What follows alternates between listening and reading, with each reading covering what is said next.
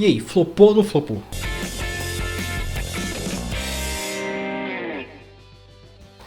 Fala galera, beleza? Eu sou o Wesley de Luz, seja bem-vindo a mais um vídeo aqui no meu canal. E hoje eu vou falar pra vocês algumas informações aí extras que saiu dos Cavaleiros do Zodíaco nos últimos dias aí, né?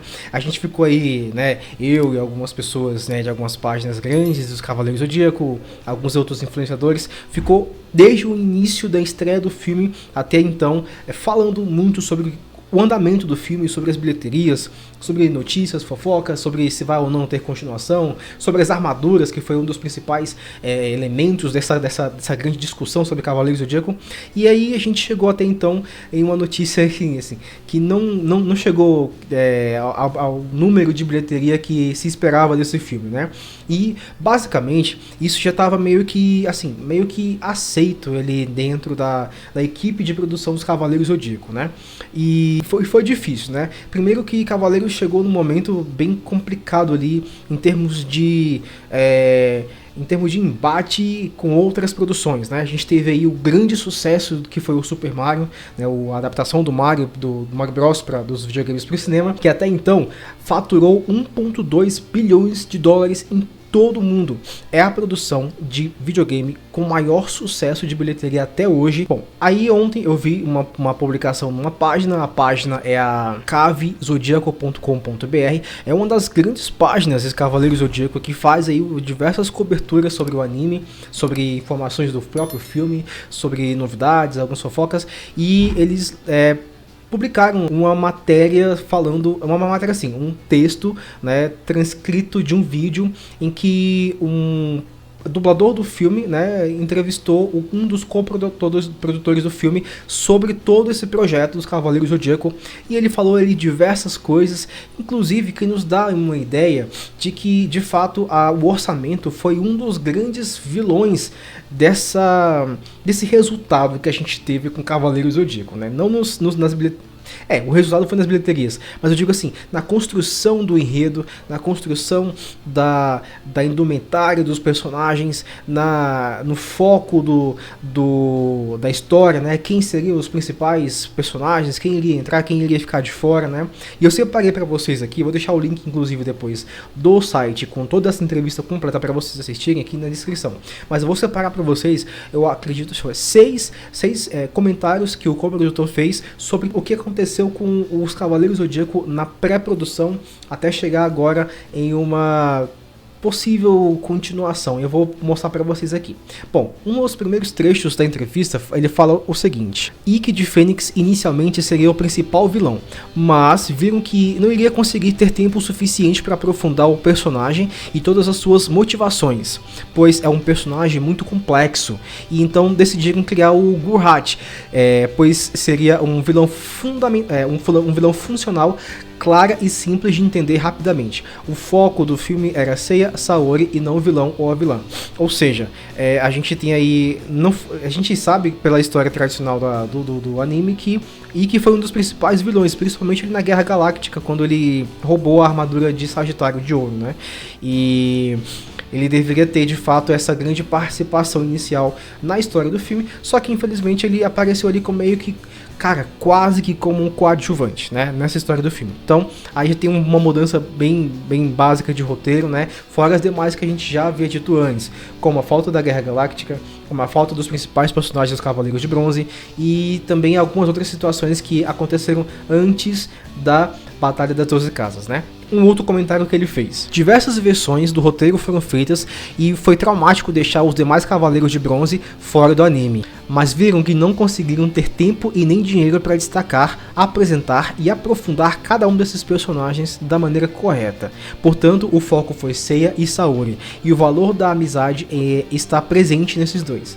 Ou seja, como foi dito, a questão do orçamento, né, foi um dos principais fatores que motivou, que resultou nesse abandono do foco do roteiro, né? Então a gente ficou aí sem o Shun, sem o Ikki, sem o Shun, sem o Yoga, sem o Shiryu, né, nessa primeira parte do filme. Por que a primeira parte do filme? Eu vou explicar pra vocês em outro comentário que ele fez aqui embaixo, só um pouquinho. Mestre Masami Kurumada foi consultado diversas vezes e deu vários palpites na produção e nas armaduras em específico. Ou seja, gente, infelizmente ou felizmente, o Masami Kurumada deu ali seus pitacos no layout das armaduras. Então a gente não pode ficar tão bravo assim com a produção do cinema, porque teve ali a mão do mestre Masami Kurumada nesse layout que aconteceu ali, né? A gente vai ter que morder a língua dessa vez agora. Reforçando que o diretor do filme, Tomek Bagiski, é isso? Disse anteriormente, Miguel fala que o orçamento desse... Miguel é um dos coprodutores. Miguel fala que o orçamento desse filme foi bem menor que 60 milhões de dólares. E repete, esse primeiro filme exclusivamente não custou 60 milhões de dólares. Comenta que não pode dizer para onde que o restante dos 60 milhões foi investido, se foi para futuros filmes ou não, pois ele enfrentaria problemas com a Toei. Ou seja, a gente tem aí então comentários que houve um valor investido de 60 milhões de dólares para o filme, só que aqui ele fala que não foi esse valor o total que foi investido para a produção desse primeiro filme, né? Ou seja, a gente tem aí mais suspeitas de que esse valor foi dividido nas demais continuações do filme, né? Vamos lá. Outra questão aqui sobre orçamento e continuação. Ele fala o seguinte: na questão de continuações, a produção sabe que a bilheteria desse filme não será o sucesso, pois foi produzido com um orçamento muito honesto, e a intenção do projeto era levar o nome da franquia como uma live action para o mundo. Miguel comenta que não necessariamente para ter uma sequência é preciso ter retorno financeiro da bilheteria. Ou seja, ele deu ali uma nuance dizendo que, independente se foi bem ou não de bilheteria, possa ser que haja uma continuação, né? O valor financeiro arrecadado no cinema das bilheterias não quer exatamente dizer que esse filme terá ou não uma continuação. Ou seja, ele deu ali mais uma vez uma instigada, né, nos fãs, dizendo que pode, que com certeza vai ter uma continuação aí, independente do resultado das bilheterias, viu? E aqui ele termina essa entrevista, lembrando que eu deixei aqui embaixo para vocês verem na íntegra, ele termina essa entrevista dizendo o seguinte, pessoal. Miguel termina com: sejam mais otimistas do que pessimistas a respeito de uma continuação. Ou seja, ele fala que vai ter, de todas as formas possíveis, uma continuação dos Cavaleiros do Zodíaco, independente se foi bem ou se foi mal de bilheteria. Então é o seguinte, pessoal, de tudo isso a gente pode concluir algumas situações. Primeiro, a questão da história do roteiro foi alterada, a questão das armaduras, que teve ali os pitacos do Masami Kurumada, a questão da bilheteria não ser de fato um fator preponderante para ter uma continuação não.